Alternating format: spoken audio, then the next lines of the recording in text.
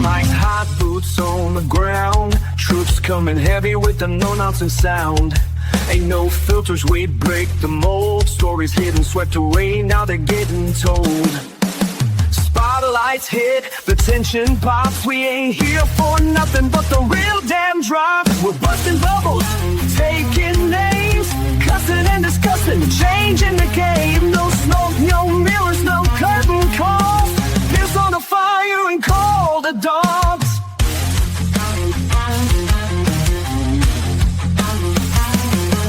Steel chairs, court stairs, backstage heat.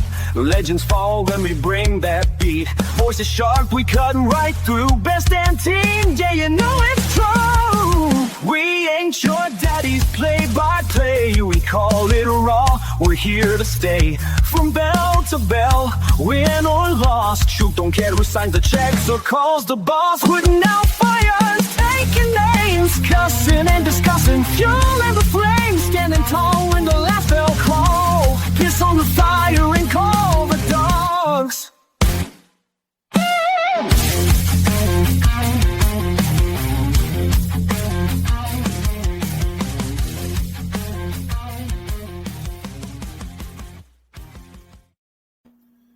Good evening, everybody. I want to thank you all for joining us for this edition of Cussin Discussin. I am the Doctor of Professional Wrestling, Mike Blankenship, PhD. Alongside me, as always, the excellence of elocution, Walter Dixon. I told you all that we would have something big this week. Yeah. Told you last week. Nobody ever believes me. Nobody ever listens to you except me. And that's only They half don't the even time. pay you to do that. No, they don't pay me to do it, but I do it half the time That's true. for free. You know, and everything that's going on in the last week of the world, and, you know, everything's coming around full circle. Yeah. Got a great interview for us today, and it's something that I actually wanted to do for a long time, but schedules never do connect. Stars aligning. Stars and, align. you know, And then she goes and gets on AEW Collision, and I'm like, we're going to make this happen. we have It to make kills this me. happen It now. has to. So, without further ado, let's go ahead and welcome Emily Rose to the show. There we are. How are you doing? It is so great to have you. I'm good. How are you? We are wonderful. I can speak for myself. I don't know about this. I'm fantastic. I'm absolutely fantastic. Congratulations on your showing with AEW. Thank you. That is a huge, huge step. You were featured, what was it, last? It was Saturday the night, August 9th. I was thinking last Saturday. That was at the show out of Roanoke, Virginia at the Berglund Center. And immediately I'm sitting there and I'm watching this and I'm like, wow, this is real. Yeah. This is actually happening.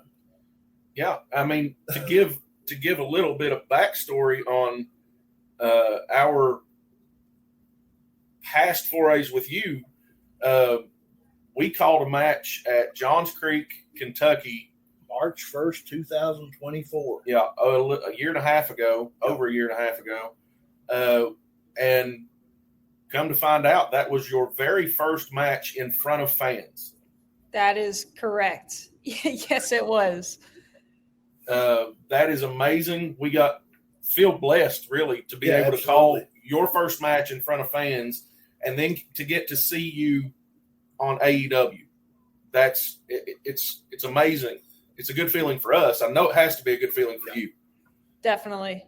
And it's like I tell him all the time, you know, we tell the fans when we're doing these shows, go out, watch the indie shows. You never know when that person you're looking at in a high school gym is going to be the person you see on WWE, AEW, NWA, or TNA, or TNA, what have you. CMML, whatever.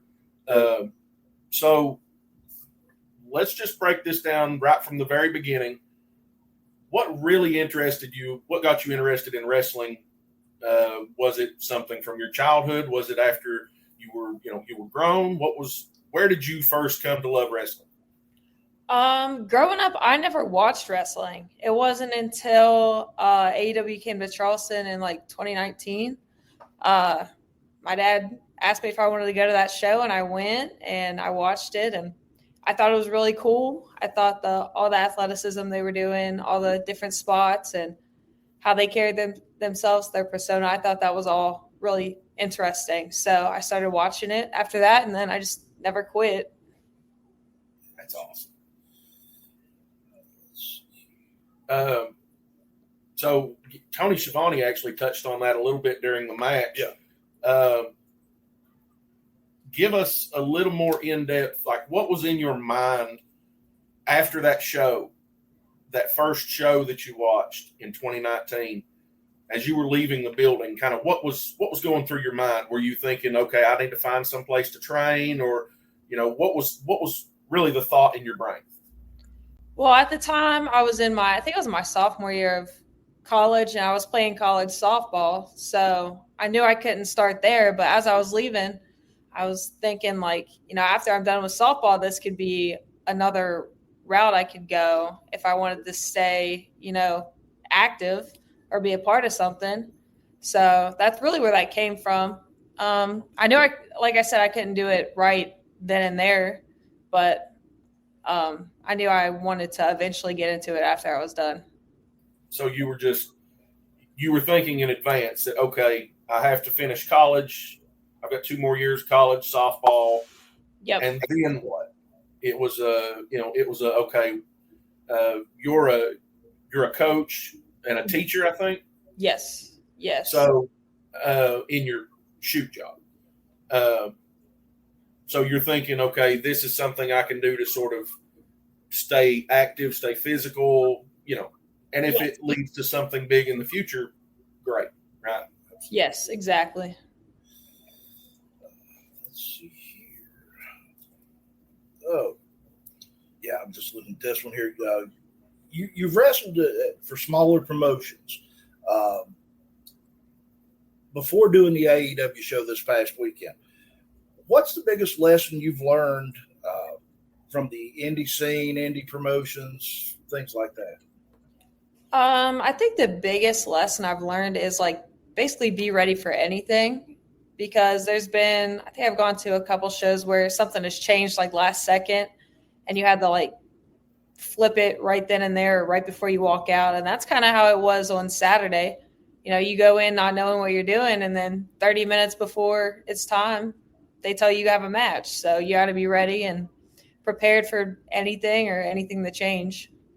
So go ahead. At what point in the night were you informed that you would be going into the ring with Megan Bayne? It was, so they pre-tape Ring of Honor before. So it was like 7:15, 7:20-ish. And the guy came and got me, and he said, you have 30 minutes to get dressed and go talk to Megan about this.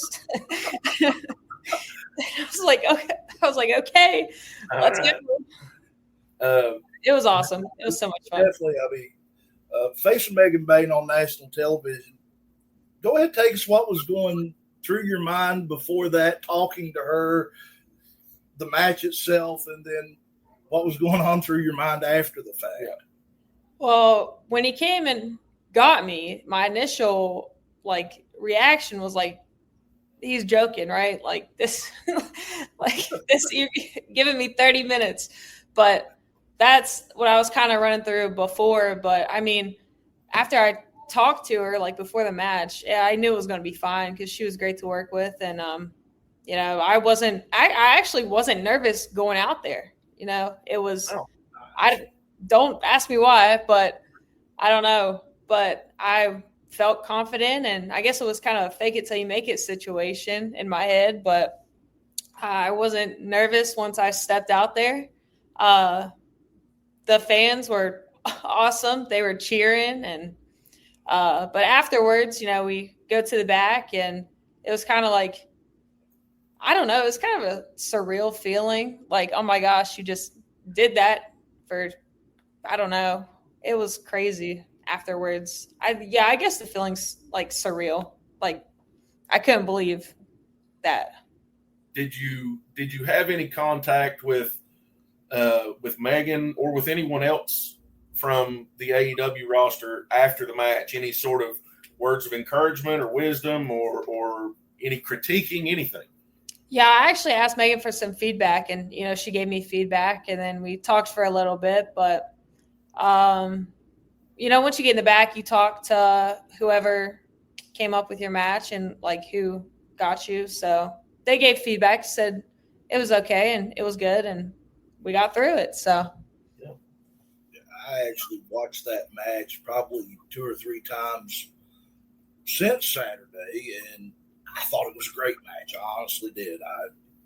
I was actually a little perturbed at Tony Schiavone at one point. I've always respected his work, but as you were climbing to the top rope, he said, she's climbing the top rope slowly.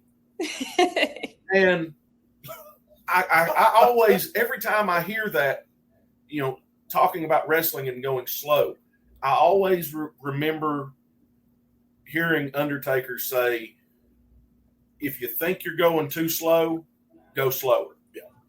Because you're telling a story. Even though your match was brief, you're talking about Megan Bayne. She's on a rocket ship right now at AEW.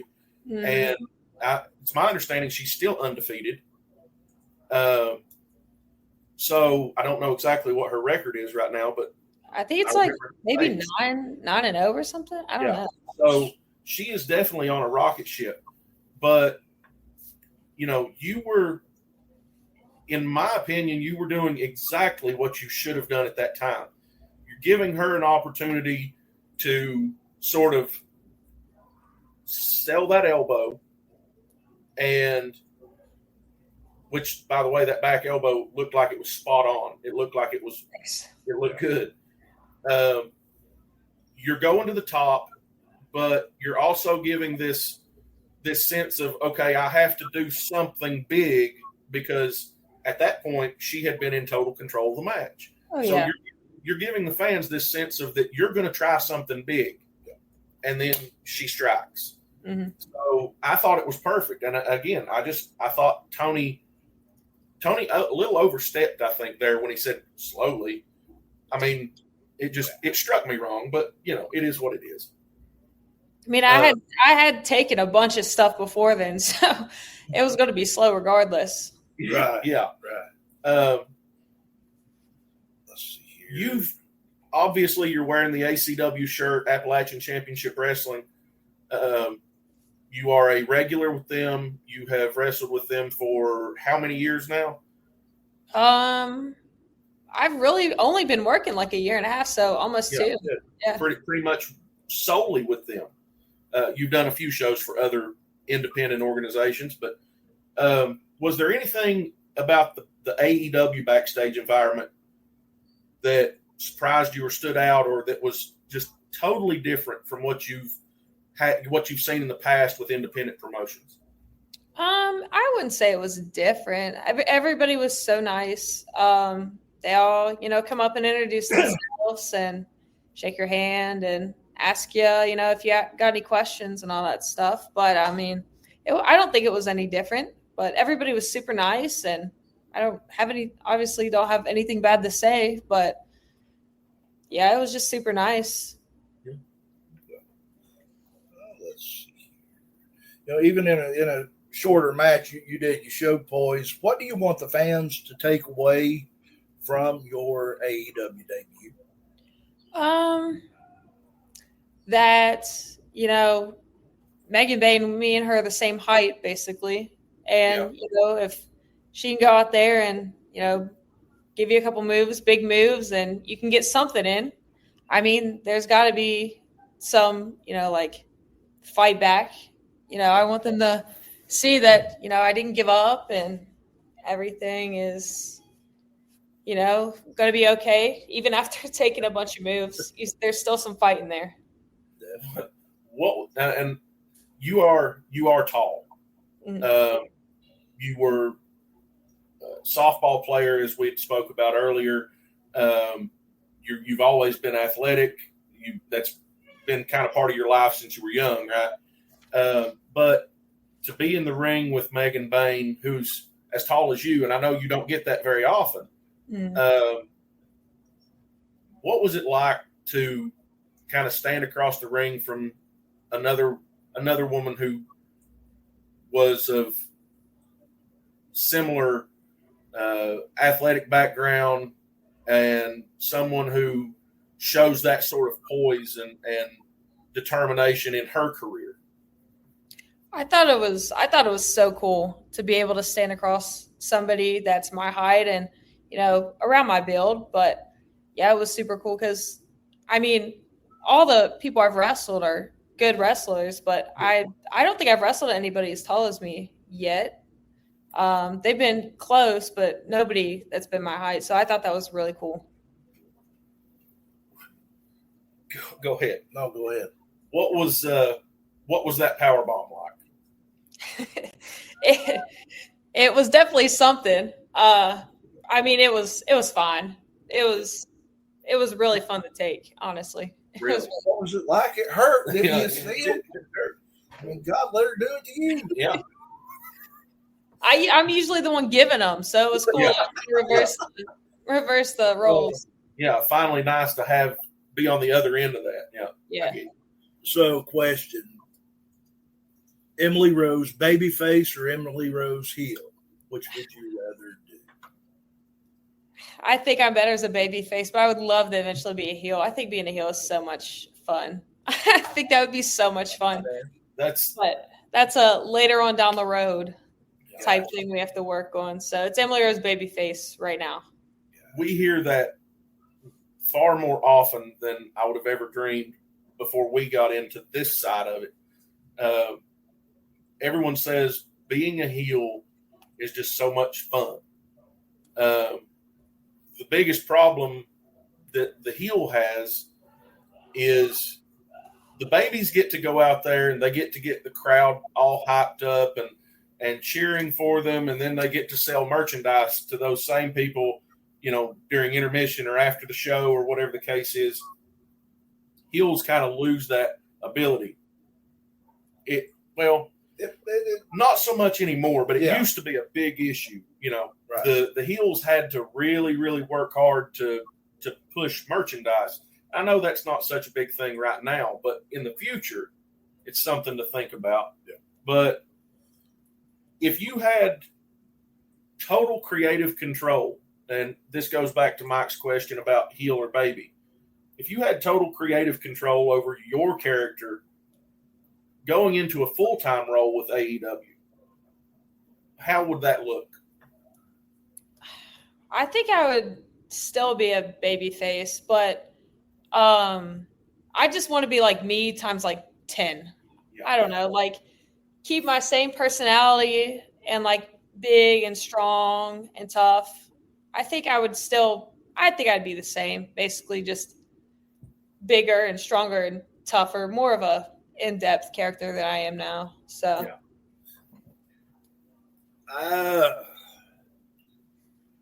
in the future, AEW, wherever down the road, what is your dream match? My dream match?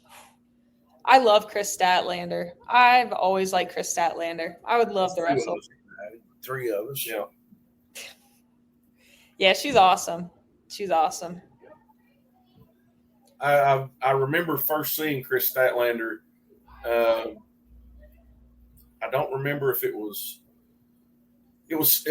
another sort of indie show, almost like a Ring of Honor or something. I caught it on some random channel flipping through satellite several years back, and this was post Lucha Underground era, but it might have even been Lucha Underground. I don't know. I'd have to look. Yeah. But immediately I was drawn to her because of her size and her aura coming to the ring. And at that time, I'm almost positive she was facing Thunder Rosa. And so it may have been Lucha Underground, but she towered above Thunder Rosa. And I thought, wow, she's headed for something. And I really think she has reached that. But to that point, you're a fan of Chris Statlander, so you've seen her come from where she started in AEW, I assume, to where she's at now. So she's been an inspiration for you. Mm-hmm. How does it feel for you? And I don't know if you've thought about this, but how does it feel for you to know that seeing you on AEW, coming from Appalachian Championship Wrestling, coming from West Virginia, I'm assuming just a normal upbringing, middle class, just, how does it feel to know that you could very well be that same inspiration for another young girl? I actually didn't think about that, but I mean, that would be awesome. I do a lot of coaching and obviously teaching around here. So I have a lot of my athletes and my students come to our wrestling matches at B-dubs and stuff. But I honestly didn't think about that. That'd be awesome. I think that'd be so cool.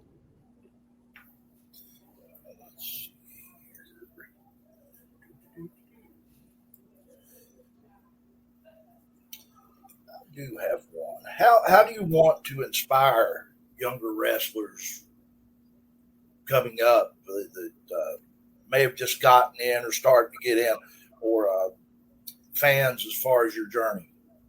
I think it would have to be, if they take anything away, I think it'd be work ethic. I teach, I coach, and I train in between there. So I'm very busy. But if anything, no matter how busy you are, if you really want something, you'll work for it. So where does Emily Rose go from here? Do you have any plans of working with AEW in the future? Was that something that was talked about, prior to or after your debut? Is there any chance we see Emily Rose on Ring of Honor or in TNA or NWA in the future? I mean, you never know, possibly. As of now, nothing really, but I mean, you never know what could happen. So hopefully. We know that you have, you've had a sort of a long running feud with Betty D. You guys you've been back and forth a lot. Mike asked about what would be your, sort of your dream match. I want to know how you picture a rivalry, a long-term rivalry in the future with AEW or with WWE even. Can you see yourself in a rivalry with another woman and see how that would play out in the future? Oh, definitely. I think that would be so much fun. I've loved working with Betty D and, having that rivalry with her. So I could definitely see it happening in the future, wherever that may be. Who would that dream rivalry be? That's tough. That's tough. I don't know. I really would want to have a rivalry. I don't know why, with Tiffany Stratton. I think that would be awesome. That would be good. That would be awesome. That would be good. Like a Rhea Ripley thing. I don't know. Yeah, like two opposite vibes. I think that was probably in my mind. That was the one I was going toward. Would be Rhea Ripley. Yeah. It's almost the same clash as like between Rhea and Raquel Rodriguez. They're both big, strong, athletic. I think you play that role perfectly. You are tall. You're extremely athletic. I think a rivalry with Rhea Ripley would do very good, and your aesthetic is complete opposites. Yes. She's all into the, the black, dark sort of aesthetic, and you're blonde and your gear is colorful and you're bright and lively every time you're in the ring. So it does have that contrast. I think that would work out good, but I can also see Tiffany Stratton as well. Yeah, I think that would be fantastic. I really do. What is one thing fans may not know about you that you wish they did? I'm not very loud. I know in the ring, I'm still not very loud, but I'm really not, I don't hardly talk at all. I'm not as social as I appear. Hey, you are not alone. Let me explain something, and then I will tell you this. You've said it before. I've said it once. I've said it 100 times. I'm not the social butterfly of the group. I am not. I don't like large crowds. Don't like speaking in public. Don't really care much for it. I actually ran for public office one time. Now, how does a person that ran for public office not like crowds and not like public speaking? And how do I do commentary in front of all these people? Yeah. Because they cannot hear me. Right. They can't hear us until they go back and watch it. Yeah. But, that's what makes it great. Yeah. So you're not. I wouldn't say I'm an extrovert. Teaching has helped me, be better with public speaking. But if I had a choice, I would not speak in public in a big old group of people. I would not voluntarily do that. If you go back and watch any of the Elevate Pro Wrestling shows, you see he does the talking. I ain't doing it. Anytime somebody needs to pick up a mic, he's like, "Oh, you go do it." But I mean, if we're behind, it is sort of different for us behind this table. We almost feel like we're in a bubble. And I'm not really big into public speaking either, but I almost have a switch in my brain. I can sort of turn off that fear and anxiety that goes with it, and just bypass it for a brief time. Get my talking done, do whatever I need to do, and then when I get back behind the table, I'm, but you about talking in public, I don't know that I've ever seen more than maybe a couple of short promos or you doing anything like that. Do you think that's something that you would, is that something that you're probably working on going into the future? Yeah, I would love to really get at promos. I think promos are awesome, but I still have some work to do. I know you said you started watching wrestling 2019.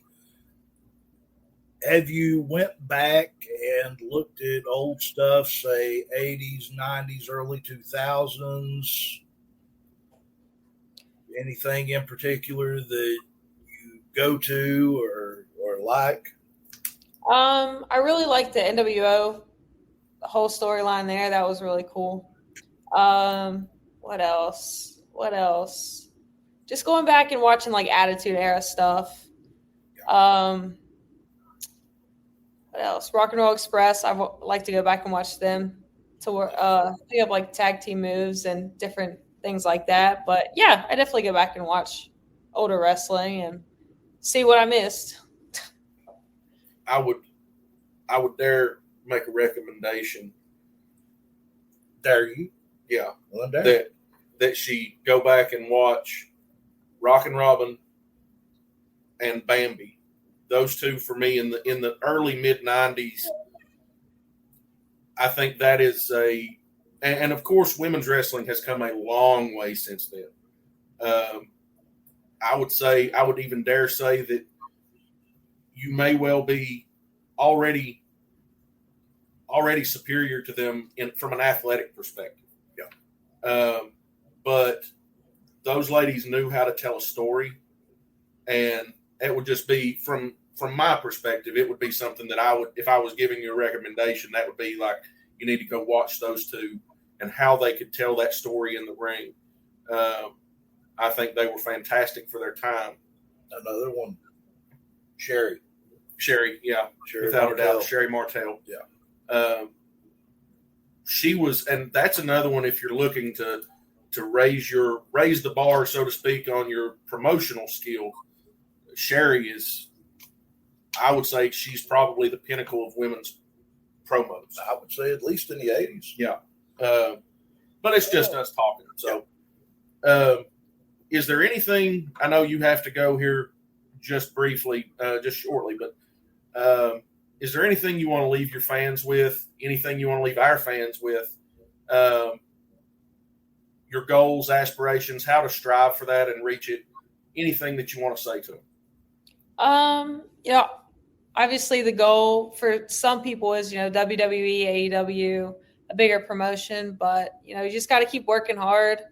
I preach to my athletes and my kids is work ethic. Like, if you're not gonna succeed in anything if you're gonna be lazy or try to not give 100%. So, just keep a good work ethic, keep practicing.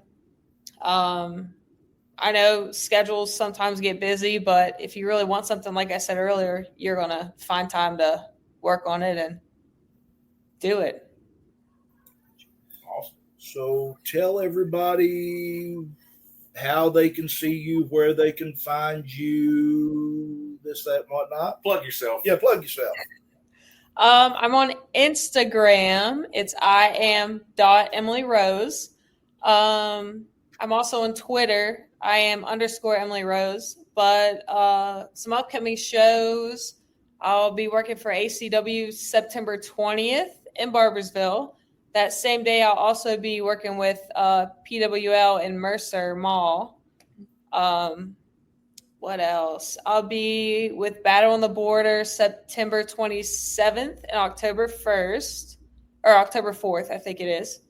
But yeah, we'll just see where we go from there. But as of right now, that's all I got. Great. Got anything? No, not really. I know you need to get back to your coaching stuff. You said you have an open house, so we'll let you get to that. We really appreciate you coming out and spending a little bit of time with us. You. Thank you so much, and it is great to have you, Emily Rose. Folks, if you have not saw her yet, you're missing out. Yeah. And as always, thank you so much for joining us this evening. Thank you. We'll Thank see you. you later. See ya. Thank you. Such an awesome person. I really think the world of her. Oh, absolutely. Wouldn't trade her for nothing in this world, really, as far as a wrestling talent. Yeah. Pretty impressive match. I mean, I know it was kind of on the short side. Well, I mean, look, you know what? Hey, if you would ask me, and we go back to what we were talking about earlier, mm-hmm. that person you're sitting there watching in a high school gym, yes, is going to be that person that you see on national television. And immediately my mind's going, okay, that's going to happen in about 4 or 5 years from start. Mm-hmm. We were witness to her first ever match in front of an audience. Yeah, in front of a crowd. Yeah, Johns Creek Elementary, back on March 1st, 2024. Yeah, and great match then. Oh yeah, don't get me wrong, great match. I mean, and you only get better with time. But, well, I mean, that was a fantastic match. Yes. If it hadn't been, if it hadn't been interrupted by Mother Russia, the motherland always has to succeed. I mean, look, folks, if you're not going out and watching independent, look, we just told you this young lady who has now appeared on AEW Collision, yes. We called her very first match in front of an audience. And you could very well see her reoccurring on AEW in the near future. we go back and look at Sam Hardway Holloway. We saw him back in January of last year, Pike County Central High School. Yeah. And again, now he has appeared on WWE television on a pay-per-view. Yeah. As a matter of fact. I mean, he was a bodyguard, but he was there. He was there, which means he got a shot to show just how he portrays himself in front of the camera. That's a big opportunity. And now, if I'm not mistaken, is he not part of the WWE ID program? He is indeed. Sam is part of that. He's transitioned to that. Yeah. It's just building blocks and baby steps. And like Emily said, you've got to have a certain set of determination to do something. Yeah. And invest the time. Yes. I've always said, if it's worth the time, you'll make the time. And you can apply that to any basic point in life. And I don't know what you are searching up over there, but you're doing something. I am. Folks, if you enjoyed that interview with Emily Rose, let us know. I posted on YouTube earlier today a short, and it's also on Facebook, on TikTok, if I'm not mistaken, also on, hey, that is right. I was going to tell you, Cussin and Discussin, we're on TikTok now. Oh, nice. We are, at Cussin and Discussin. Yeah. So we put up little shorts and stuff there, basically advertising, and then you can find all sorts of information. But what I was getting at is,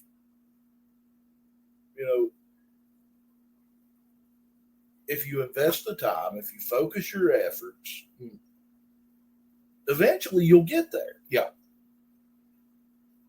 You just got to be willing to go the extra mile, the extra step, put the extra time, the extra effort into it.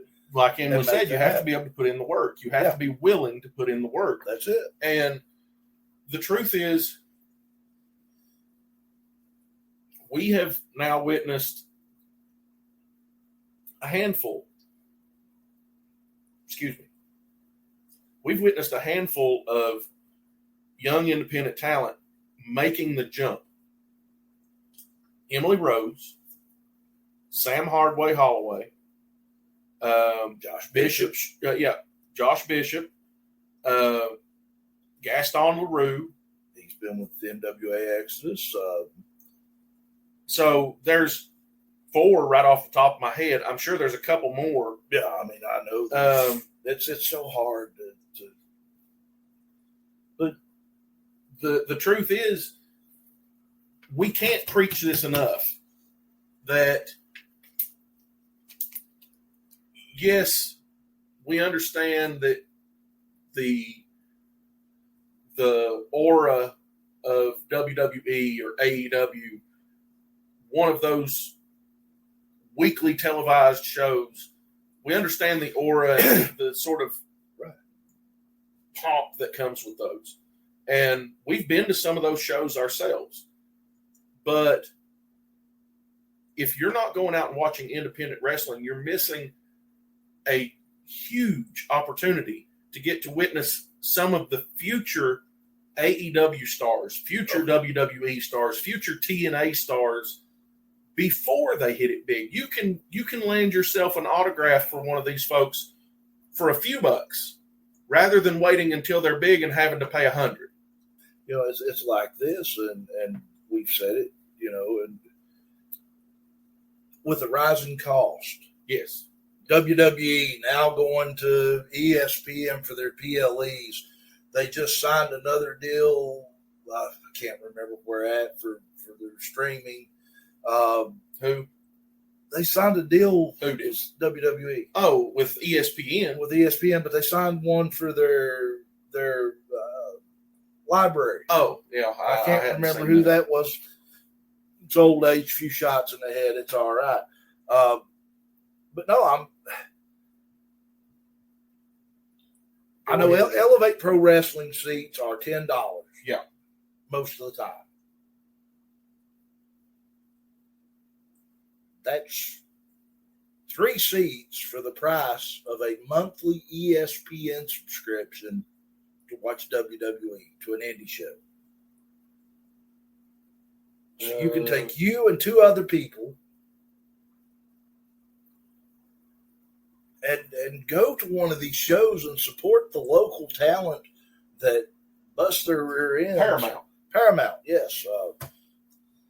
WWE has now signed a deal with Paramount to for their streaming library. Right. But it's so elementary. I mean, with as much, especially in the Eastern Kentucky, West Virginia, Southern Ohio areas. Southern Ohio, Virginia, Tennessee. You think about this. Okay, let's look at Eastern Kentucky right now. Mm-hmm. Let's look at the area. Yeah. You've got Elevate Pro Wrestling. Yep. FTC's Art of Grappling. Yep. FTC Wrestling itself. Appalachian Championship Wrestling. Yep. All-Star Wrestling West Virginia. Yep. Battleground Wrestling. Yep. You got Route 33 Wrestling. Mm-hmm. There are so many opportunities out there. Kentucky Championship Wrestling. That's a newcomer to the scene, and they're making a little bit of noise. They're making a little bit of noise. And I'm not taking anything away from them, but I will say that they do have a financial situation that allows them to do some things that some of the smaller promotions don't.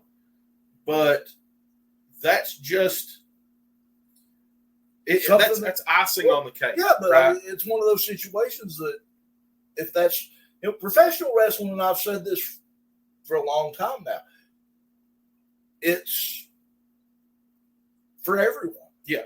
Don't matter what walk of life you come out of, what race, religion, orientation, whatever that you are, professional wrestling is a place for you. I mean, yes. There is, everybody under the sun. I mean, and it's so find you a promotion that you like that's reputable. Yeah. I always have to throw that reputable word in there because there's some of them out there that they'll get you. But definitely support those who want to help others. A lot of, and I don't think people really consider this when they're thinking about going to watch a show. Consider this fact. Most independent wrestling organizations, they go out, they put on they get a venue, they get a connection to a school program or a civic organization or whatever. We've mentioned that multiple times. Right. But they get that connection so that they can use a facility. And then the crowd comes in, they buy their ticket, and part of those proceeds go to that organization. Yeah. So anytime you're going to an independent wrestling program, independent wrestling show, right, you're helping some organization.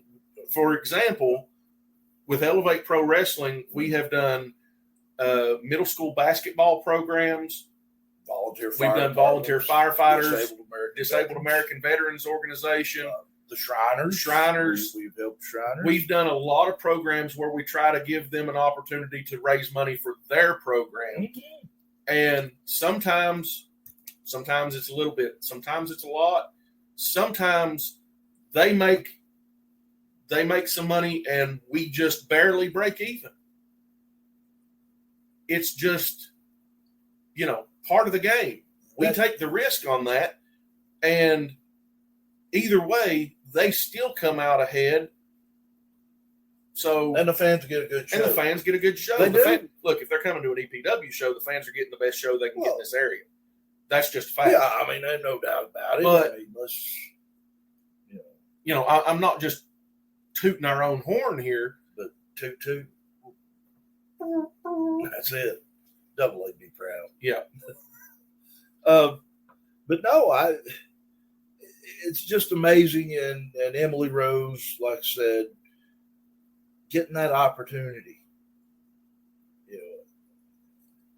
And the one thing that I should have asked that I didn't, when you started, did you ever think you'd get this far? Yeah. and I think I know the answer to that, but we'll save that one for another day. Yeah. Guys. Oh. So we've had our talk with Emily Rose. We did. Great conversation. We have a few more things to talk about before we get into some local stuff. Yeah, let's first and off, some coming events. But it's something that caught you actually sent this to me the other day. If you're in the Kentucky area, specifically Eastern Kentucky area, this isn't start. I'm not trying to start a political argument in here, but here's the deal. I'm just going to be honest with you. Most of us don't like Mitch McConnell. No matter how we vote, we don't like Mitch McConnell. Most of us are tired of lifelong political. I would say so, yes. I mean, I think that, and I've always been a fan of term limits. Right. Yes, I have too. I think that 90% of America is now. Yes. The only 2% that aren't are the ones that are actually holding on to power with a death grip. Right. And Mitch McConnell is not running. No, he's not seeking another term. So there is an open seat there to grab next year. Yeah. The primary will come up in May. And there is several people running on both tickets, Democrat and Republican. I think there's even an independent or two. Maybe. I mean, I'd say they're coming out of the woodwork on that one. Yeah, I would. I mean, you don't have to face an incumbent. And look, anytime the incumbent is not running is a good time. I would not lie to you folks for a second. No. Since about 4 months ago, my mind was pretty much made up that I would vote for Daniel Cameron. I really haven't given it much thought. I'll be honest with you. I'm probably closer to undecided at this point. Yeah. But I can tell you who I won't vote for. Yeah. And there's a man running in this area for that seat. Says he's a Trump businessman. Nate Morris. He is a Republican candidate for the U.S. Senate in Kentucky. He's run several ads. If you watch Peacock at all, you'll see his ads. You have seen hundreds of his ads. He is, or not Peacock. Yeah, I know what you're talking about. That's where I'm getting them at. It ain't friendly, is it? No. Rope?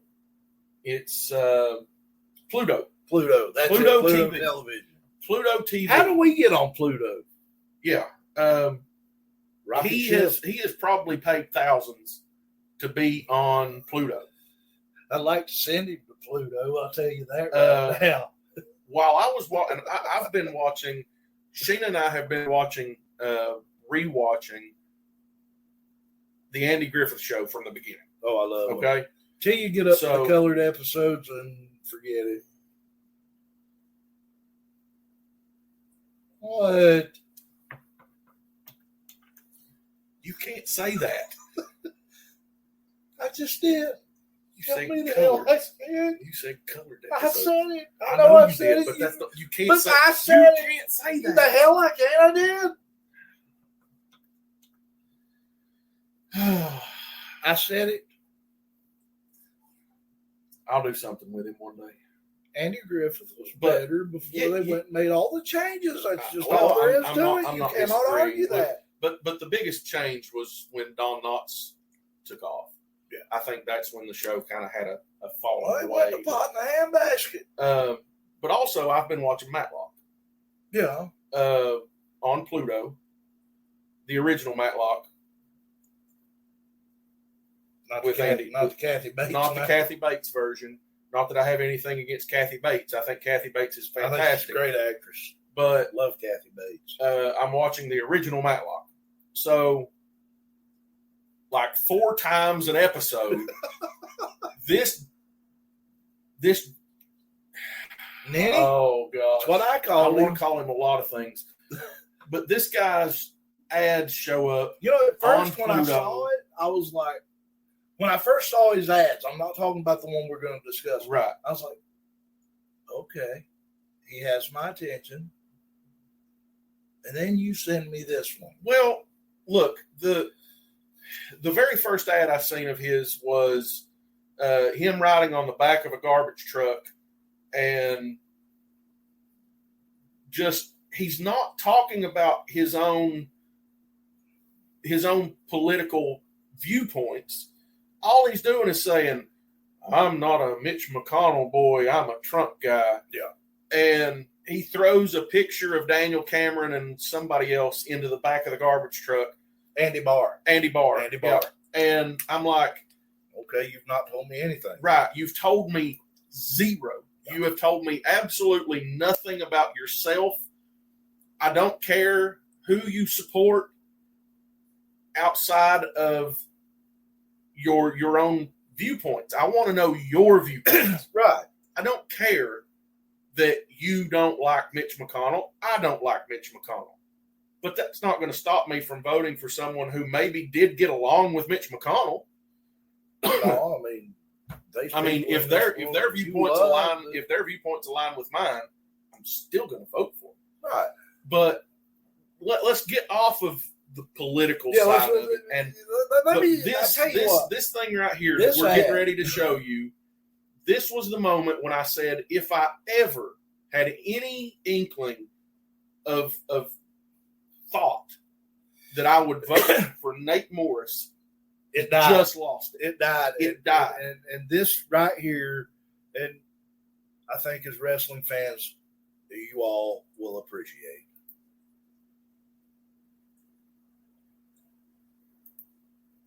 Wait a minute. Play up there on the upper screen. Oh, I see it. It's not wanting to do that. Hold on. Tell you what, let me just get you out of the way. Yeah. Let me go ahead and rewind to this one. Mitch McConnell and his boys, Andy Barr and Daniel Cameron, they don't know hard times. Hard times is being raised by a single mom, not knowing if you're going to make rent. It's watching factories close and opioids destroy your community. Hard times is a man working a job for 30 years.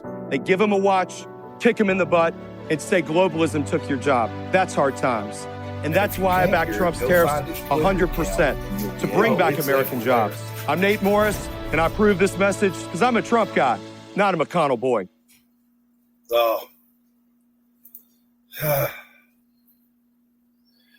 If you're a wrestling fan, I was heartbroken. Immediately know what he done.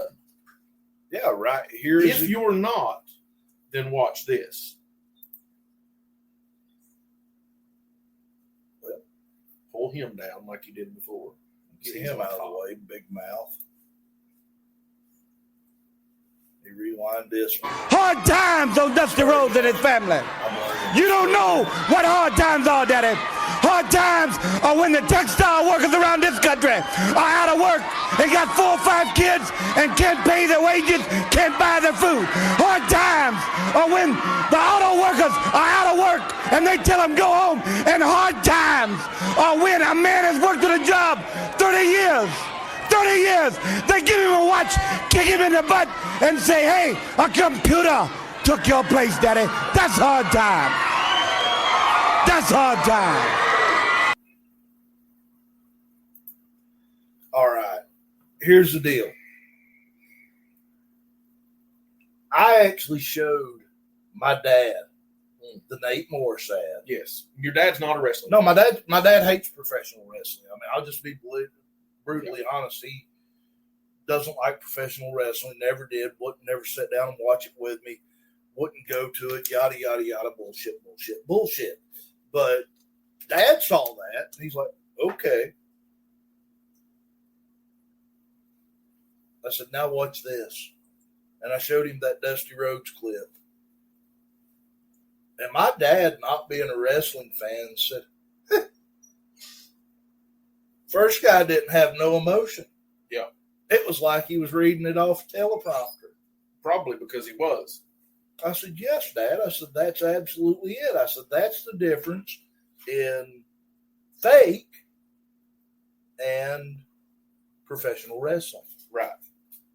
Because Dusty Rhodes, I mean, granted, he may have very well sat down with a piece of paper and a pencil and scribbled him out a generalized idea.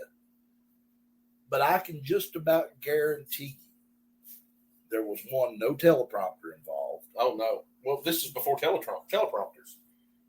Dusty done that long before teleprompters were a thing. There was no cue cards. No. And Dusty's was done with emotion.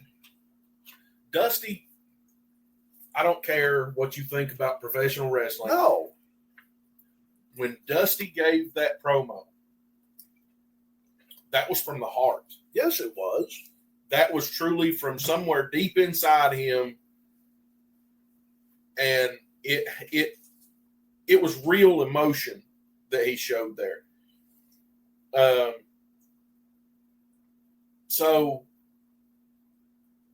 as far as Nate Morris goes, if you cannot see that he completely, blatantly ripped off that Dusty promo, tantamount to plagiarism, if you want my opinion. I fully believe it's plagiarism.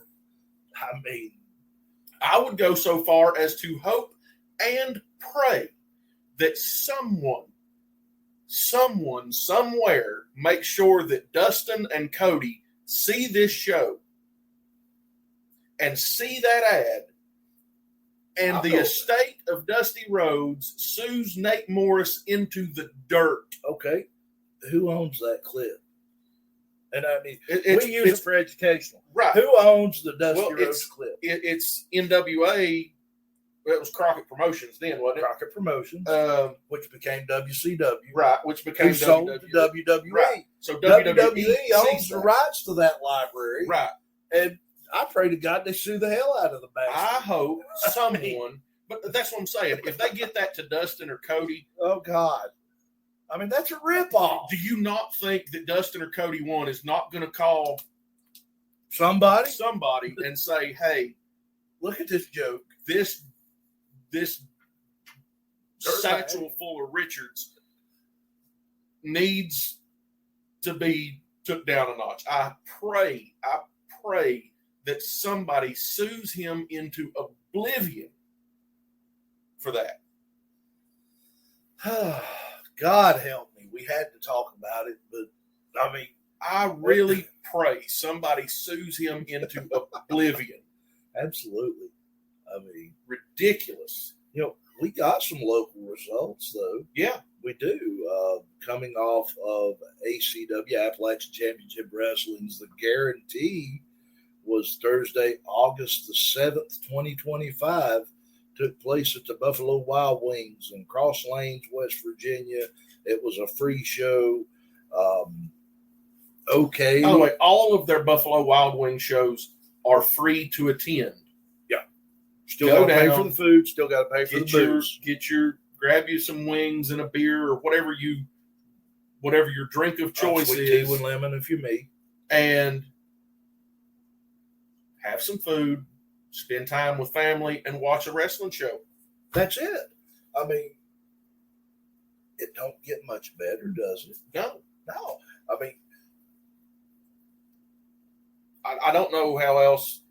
I don't know what more you can give people to get them to show up. Come buy your dinner. Buy your food. Buy your dinner and watch a free show. I mean. You reckon that's how FTC's got us down there to... We'll talk about that one later. But let's look at these results from ACW's. OK and Lifeguard Ross defeating Tyson Riggs and Jordan Carlisle. Bruce Gray and Emily Rose victorious over Zayden Kane and Betty D. 2 days prior. Yep. 2 days prior to her AEW Collision match. Yep. She was at a Buffalo Wild Wings. Now, okay, you're a first-time wrestling fan. And this is the first show you've ever been to. It's the B-Dub show at Crossline. Yep. And there's Emily Rose. Yep. And 2 days later, you're sitting there on your couch and you love professional wrestling so much because of that show at Crosslanes. You want to check out AEW. What's that about? And there's Emily Rose. Yeah. That's what I'm talking about. That is what I'm talking about. And you could have very well, there's not a doubt in my mind, if a fan had went up to Emily Rose after that show, after ACW's The Guarantee, if a fan had went up to her and wanted a selfie, it would have been free. Or at least I'm just saying. No, there's a good chance that a selfie with her might have been free. An autograph might have cost you $10, $5, but still, $10. I mean, did you ever? And then 2 days later, you could have seen her on AEW Collision. It's like this. I mean, we've got a little bit of intelligence in the wrestling world. Not much, but a little bit. I didn't know about it. No. Did you? No. Sure the hell surprised me. Just saying. Next match, go ahead and talk to us about it. The ACW International Championship. Gen Z, the current champion, defeated Tyler Jacks to retain his title. Then we move into the ACW Heavyweight Championship. Kanan Christopher retaining his title by defeating Corey Sparks. The Guarantee Briefcase Scramble match. Nick Hamrick, Cowpoke Paul, Tyler Jordan, Marcus D'Angelo, Troy Parker, and Ron Mathis. In that Briefcase Scramble match, Nick Hamrick coming out the winner in that and earning that Guaranteed briefcase. You know, this gives Hamrick a shot at a championship. He's also already the Super X champion in ACW. Yeah. But that opens him up to a whole different ballgame. Yeah. You know, and hey, I mean, I'll tell you something. Nick Hamrick's another one. Nick Hamrick just come off a tour in Japan. Yes. There's another one.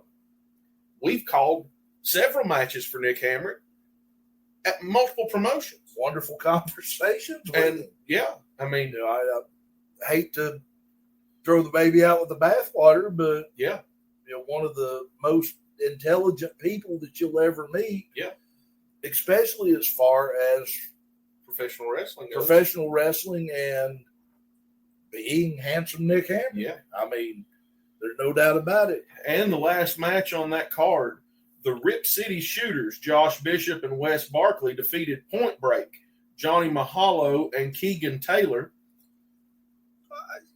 Josh Bishop coming off that injury, he is looking good. Yeah. Saw him on TNA a couple weeks back. $1 million. Yeah. I mean, if you all have not seen Josh Bishop, we've said this here before, but with all respect to Josh, I mean, no offense at all. This is with all due respect. He looks like a just slightly smaller version of Psycho Sid. You know, and I don't know exactly how tall Josh is. Yeah. I know Sid was 6'9". Yes. So I think Josh probably 6'5", 6'6", maybe 6'7", 6'7", somewhere in that neighborhood. Like I said, just Josh, a little bit. It's just a little bit. He is amazing in the ring. He is a true wrestling student. He's a student of the sport. Uh-huh. And I fully see great things in his future. Absolutely. He and Emily Rose, Sam Holloway, even I think Betty D is definitely going to be seeing some calls in the future. There's something wrong with the people of this world. Then you got, this is something that I've said from day one. We have been thoroughly blessed as commentators. Yes. That we have got the privilege. It's not a right, it's a privilege. It is. To sit down and call some of the most amazing matches that have never been seen outside of an indie show. And here's the thing. Unless they watched that show on YouTube or then they saw it or something. But, it's like this. That experience is something that you will take with you the rest of your life. Yep. You can go back and ask me about a match that we've commentated in. At this point, I don't know how many matches we've actually called. I'd like to actually sit down and do the math on that one. Yeah. But every match is different. Every match is different. Every show is different. Every audience is different. You go back to the same building. The show is different. The matches are different.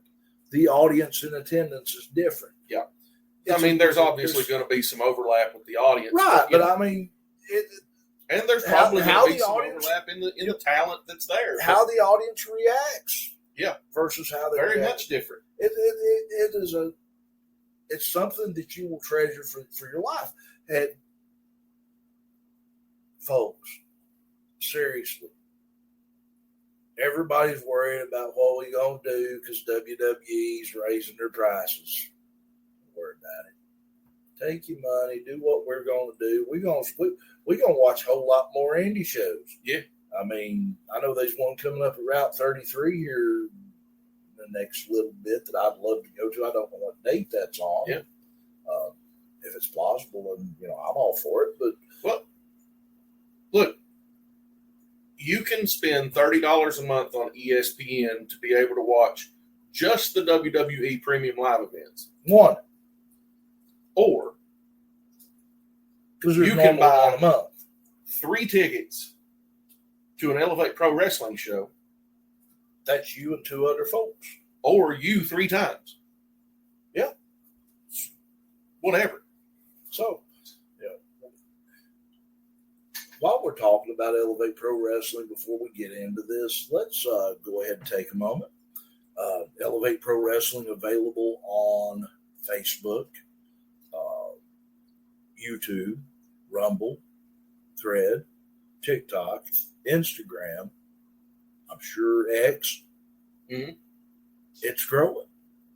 And actually just posted a Linktree link on the Facebook page. If y'all want to click on that, it will take you to everywhere Elevate Pro Wrestling is on the social media world. And if you search that, it's at Elevate Pro Wrestling. Now, I said that because we're in school time. Mm-hmm. Things are starting to pick up. We've got programs out there that are looking to fundraise. And I've reached out to a couple myself. I know you're in the process of doing that. But if you want Elevate Pro Wrestling to be a part of it, let us know. Send us a message on the Elevate Pro Wrestling Facebook page. Send it to the Cussin Discussin Facebook page if you want to. We will get it to the right people. We'll get it to where it needs to go. And, we're a little bit more subdued here, and, we let our hair down a little bit, although neither one of us has got much to letting down anymore. But I can promise you Elevate Pro Wrestling shows are as family-friendly and inclusive, and it's all about the future. It's all about the future of professional wrestling. Yeah. And that is what it's about, taking wrestling to the next level. And, Doc, did you write a story? No. You did? No, I didn't. Damn. But I do have something this week. Okay. That we haven't done in a little bit. Did you turn your pager on? I ain't even got an ink pen. We can fix that. This can be ugly. I need an ink pen. Oh, there. Never mind. Don't need an ink pen. Hold on.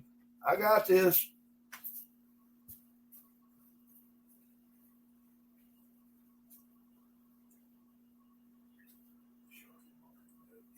Yes. No, I didn't turn. Well, I keep it on for such emergencies as you would do me this Folks, way. we have not done this in a few weeks. It's been a short minute since we've done this, and I didn't have a story prepared this week, so I didn't have one of them fancy dancy doomaflotchies that you like to do. Name that card, but I'll try. He's going to get me with 20 questions on this one. 20 questions, baby. 20 questions. Are you ready? Yes. Where was this person billed from? Moscow, Russia.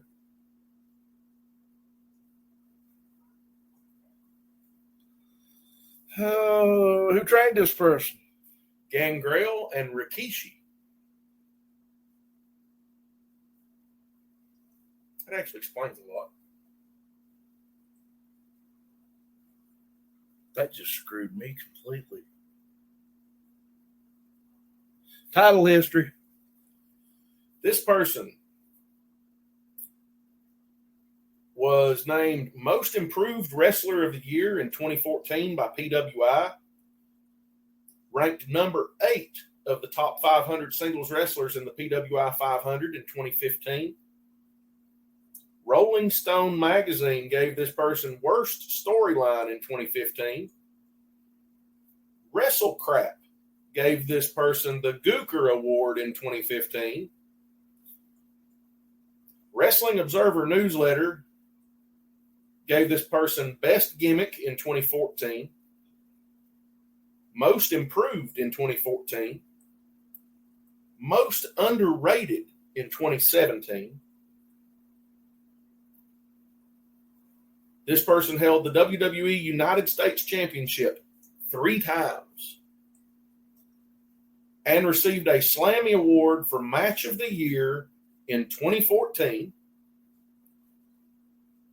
And they also held the AEW TNT Championship 1 time.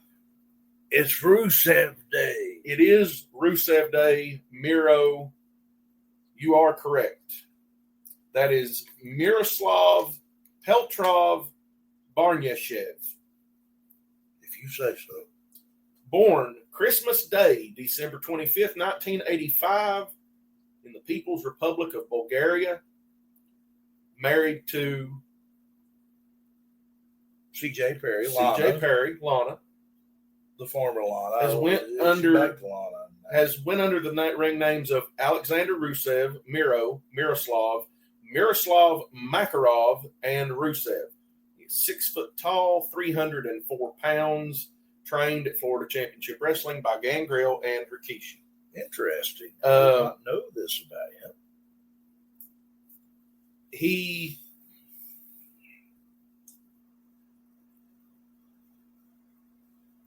talked about the in his accolades. Mm-hmm. Worst storyline in 2015. Do you remember that storyline? Is that the Bobby Lashley one? No, that one was pretty bad. But no, that was about as shitty as I don't know. It was the storyline with Dolph Ziggler, Summer Rae, and Lana. Okay, yeah, that was bad. The Gooker Award in 2015 by WrestleCrap. Probably the same thing. The same thing. The feud with Dolph Ziggler, Summer Rae, and Lana. Best Gimmick 2014. Rusev Day. Rusev with Lana. The Slammy Award for Match of the Year. PWI Wrestling Inside. WWE Slammy Award for Match of the Year 2014. Dolph Ziggler? No. Who? That was the Team Cena versus Team Authority at Survivor Series. It was a fantastic match. You know, you talk about Rusev, and I remember the first time I saw him on WWE. And mind you, I don't watch a lot of WWE. I really don't. But I'm sitting there and I'm like, okay, this guy actually could have something. Mm. I mean, yeah. And then it's much like what they're doing with Karrion Kross. Yes. Or done to Karrion Kross. Yes, what they've done to Karrion Kross. I'm going to tell you something. That is one thing that I think that TKO, WWE, Triple H, whoever in the hell is pulling the strings up there, writing the stories, totally just dropped the ball. You do realize that they have now signed Karrion Kross to a legacy deal. He's listed under the legacy page on WWE. I'd tell him to take it and shove it up her rear ends is what I'd tell him. Rusev actually made a guest appearance on Scooby-Doo Curse of the Speed Demon as himself. Nifty. Go figure out. Obviously married to C.J. Perry, also known as Lana. My favorite Russian. They separated in the winter of 2023, but it was reported that they had reconciled in 2025. He is a supporter of his hometown football team, the football? PFC Lokomotiv Plovdiv, and the Spanish football team of Real Madrid. Is also one of 3 partial owners of the FCF Beasts indoor football team, alongside American football player Marshawn Lynch and basketball player Renee Montgomery. He actually became a fully naturalized American citizen September 27th, 2019. I still think there's potential for him. I do too. As long as they don't botch this one. I mean, Miro actually has a YouTube channel, 2B Miro TV, TOBEMIRO TV. He does gaming and some other stuff there. So check that out. He's been a playable character on WWE 2K series from 2015 to 2020. That's when he went to AEW. Yeah. And they dropped the ball too. Yeah. I swear, what is it with these people? Know. I mean, I don't know. Tony Khan out there, like, I hate to say bad things about the poor feller, but he needs help. He needs to go get Dutch. I mean, Dutch just right there in Tampa. Yeah.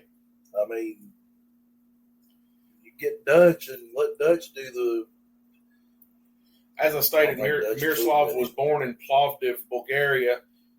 He attended a sports school while growing up and competed in rowing, powerlifting, and sambo. Nice. That actually is another interesting tidbit. He competed in sambo, and that also explains a lot. You can see that in his in-ring style. So, yeah. Doctor on call. I kind of pulled that one out.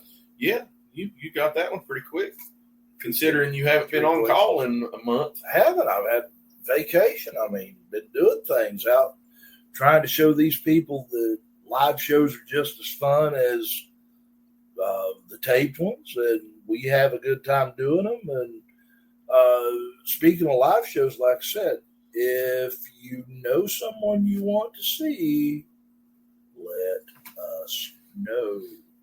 Yeah, the doc and I have been looking at some lists and talking about some folks that we would like to have on the show. Absolutely. But as interesting as we think what we want would be, we're also interested to see what you want. Yeah. So if you have anyone that you want us to reach out, and look, we're willing to reach out to anyone. Nearly. Yeah. I mean, as long as it's within reason, we're not going to call Ric Flair and see if Rick's. I mean, I don't care. I'll call him. I don't care to send him a message or an email or whatever. And say, I'm hey, going to be told.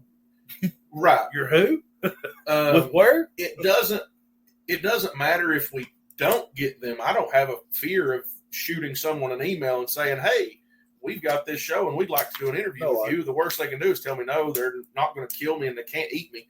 So, yeah, just saying. I mean, it is what it is.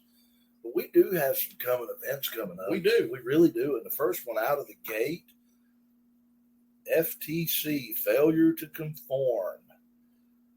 Midnight Madness 4. Midnight Madness 4. Now, you all know that we do commentary for FTC's Art of Grappling, the training school. Yes.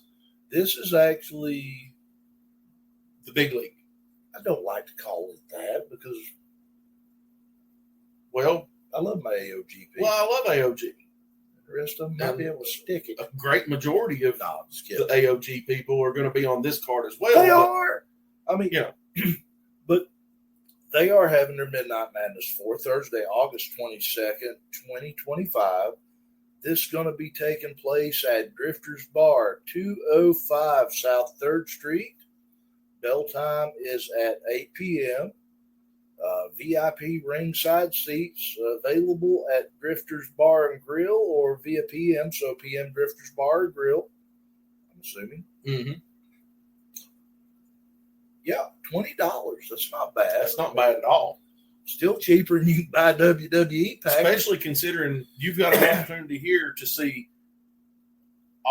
most, if not all, of the normal AOG stars, as well as Chase Stevens, Jillian Hall, Renee Michelle, Sue Young. I mean, it's going to be great. There's a host of people there you're going to be able to get the chance to see for $20. I have been told and informed that FTC's Women's Championship, Renee Michelle will be defending against Sue Young.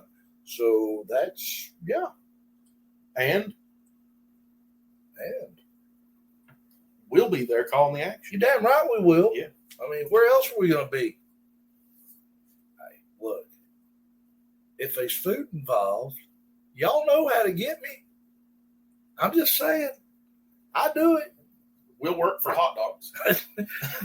Everybody's out there hollering, oh, it makes you work for hot dogs and a few dollars. As long as you don't boil them hot dogs. Yeah, to where there's more flavor in the juice. Sorry, Mama, if you're watching the show. But my mama, she make a hot dog, dear God. When we was little, she'd boil them on the stove. Boiled water was gone. No, she wouldn't. She'd boil them till they wasn't no flavor in the dog, but if you took you a cup full of that water, you'd drinking hot dog. Yeah. I mean, there's more flavor in the water. Oh, my dear God. God. I love your mommy to death, but she also thought the smoke detector was the bell to tell her the cornbread was done. So, oh, Lord, love its heart. Yes. And then All-Star Wrestling, West Virginia Wrestling for the Kingdom going to take place Friday, September 5th, Madison Civic Center, 261 Washington Avenue, Madison, West Virginia. Doors open 5 p.m., bell time 7, featuring George South and Karen Peck, and New River's going to be in concert. So it's going to be a pretty great show there. Gary Dameron, great promoter. Yeah. Bringing two things that he loves together, and you know what? Hey, if it can be done, All-Star Wrestling, West Virginia, they're going to do it. Yep. Go ahead. Also, there is a couple of shows coming up for Appalachian Championship Wrestling. Might have an opportunity there to see Emily Rose, who we just interviewed. I know she said that she was going to be the 20th or 19th. 19th, 20th, somewhere around there. Yeah. So we got 19th. She may have one better than us. I don't know. Possible. Sorry, guys. Getting old. Anyway, you have Friday, September 5th. First Friday fights in Ashland, Kentucky. Friday, September 19th, Slam Plaza 4 with Regatta Pro Wrestling. Yes. That is at Slack Plaza in Charleston, West Virginia. Bell time at 6. That is free admission. It is. Saturday, September 27th, Extreme Impact, Dayton Sports Complex in Dayton, Ohio. There's a card show there from 11 to 6. Wrestling bell time at 6 p.m. Admission $10. Front row $79. There are going to be some major stars on that show. Go over to Appalachian Championship Wrestling. They've got the flyer up there. Yeah. Then we got some dates coming up too. Yeah, Elevate Pro Wrestling. We have several dates lined up. That's a fact. Saturday, September 27th, Ground Zero, EPW Ground Zero in Oliver Springs, Tennessee. Yes. We have a lineup for that. The EPW Heavyweight Title Match. Xander Storm with Mr. 5-Star versus Jamie Myra Jr. No DQ match between Brutus and Michael Gabriel. That is a return. Let me tell you something about that match. Michael Gabriel, I feel sorry for him. Yes. You know, that's one of those shows that after what happened in Oliver Springs, Tennessee, yep, when Brutus was injured and had to vacate that title. Yes. He is looking for a bit of vengeance on Michael I would Gabriel. go as far as to say he's looking for blood. Yes, I fully believe that. We also get to see a number one contenders match for the EPW tag team titles. Jake Rayner and Grant Dooley versus Andrew Thomas and Lars Madison. Then we'll see Javen Myra versus Zach Abstract. And Saturday, October 4th, EPW will be back in the Loyal Gymnasium in Loyal, Kentucky. Saturday, October 25th, we will be back in Oliver Springs, Tennessee, and we will be in Oliver Springs, Tennessee until the end of the year. From October, won't come home. Right. October 25th, November 29th, and December 27th. All of these shows, general admission, $10, kids under 3 are free. Come out and support, with the Loyal show. That one is an Elevate show, and then all the other shows, you get a chance to help the Disabled American Veterans Center in Oliver Springs, Tennessee. We love those people. And I think there's a convention there, Doc?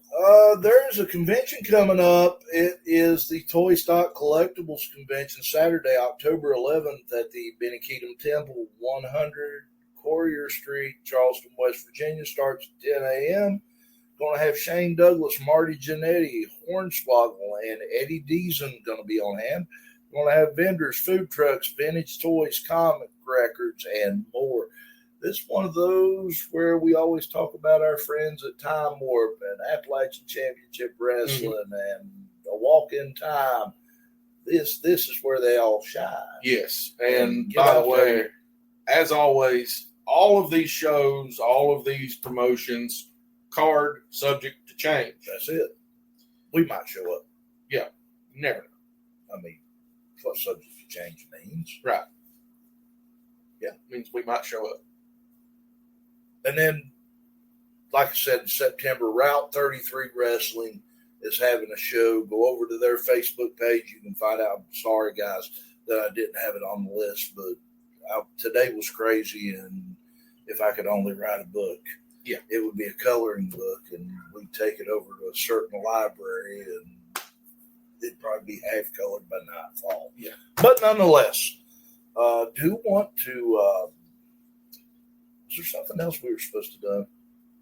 No. I think so. No, I don't have a story this week. I haven't had time. So. And I'm just thinking there's something that we were supposed to talk about, and we dogged Nate Morris already. We dogged Nate Morris, and you people probably getting a little bit tired of us at this point, but it's all right. I mean, we've been on for an hour and a half. I mean, we've learned how to control it. We ain't going 2 hours very often. Right. But we're live now, and we don't have quite as much to talk about. And we're not taking a break in between like we used to do. We used to take an hour, and then we'd take a break. You all didn't have to watch the break. No, you didn't have to watch straight cut. We edited it out. Yeah. I mean, that just saved us a whole lot of headache. There's also a point where we could have inserted an advertisement if anybody will sponsor us. But if y'all want to sponsor us, we take sponsors. We were just talking about the new L8 Pawpaw. Yeah, L8 Pawpaw. I don't have one on me, but good people. If L8 wants to sponsor us, that'd be great. I posted this. I actually sent this message to people at L8. If any of you all watch this, work for L8 or whatever, keep that damn pawpaw flavor. I love it.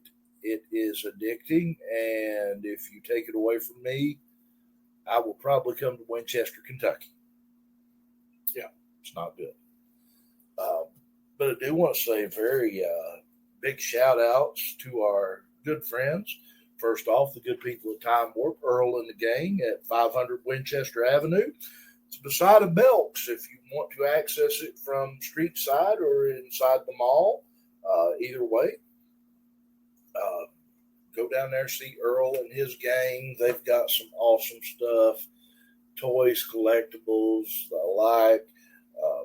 Also want to say a big hats off to A Walk in Time, 1626 6th Avenue, Charleston, West Virginia. And, actually that Toy Stock Collectibles Convention, JR's the one that sent that to me. Yeah. hats off JR for keeping me informed. I love it. Yeah. And we will do the best to promote that as often as possible. Also want to say a big happy to have you on board. As always, our friends at FTC's Art of Grappling, our second home. Mm-hmm. It's our home away from home. Kind of hard to call it a second home. Yeah. It's our home away from home. Yeah. It's where we go when we can't go nowhere else. It's almost like we've turned into snowbirds in our old age. We have. You know, we go do Elevate Pro Wrestling shows, and then when there's not an Elevate Pro Wrestling show, we go north and do Ironton, Ohio, FTC's Art of Grappling. Yeah, that's not too far up in Ohio. They're still relatively normal folks down there. Yeah, they're fairly normal people. Yeah. I mean, I'm not a big fan of Ohio in general, but we love our friends in Ironton. I mean, if they would just it's almost Kentucky. I mean, you route the river around the backside. If they would just move the Rock and Roll Hall of Fame and the Omnimax Theater down to Ironton, Could you imagine that? They could give the rest of the state to Pennsylvania, and I wouldn't matter. I wouldn't care at all. You know, I learned this the other day. My dad told me, he was watching one of those shows on TV, history shows, that Toledo was a contested area between Michigan and Ohio. Yeah. And the way they resolved that was they gave Toledo and that area to Ohio, and Michigan got the Upper Peninsula. Yeah. Makes sense. Michigan come out ahead on that one. But it's actually the only state in the continental United States that is pretty much two pieces. I mean, Michigan, for the main part. I mean, you got the islands off of Florida, right, and then you've got, up along the New England coast. But all the Alaska and Hawaii are both. There's a lot of islands with them, but I mean, they don't matter. No, that can't. But it's only one of the. Well, still, you got Florida, and then there's Long Island with New York, but it's. I mean, and then Nantucket. Yeah. Anyway, Martha's Vineyard. Yeah, up where the rich people live.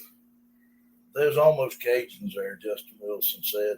Yeah, Justin Wilson. Yeah, but he said, "You ever seen a Cajun from Hyannisport?" Yeah, that'd be great. I'd love to see that. Oh God. Oh, take us through the rest of these. All right.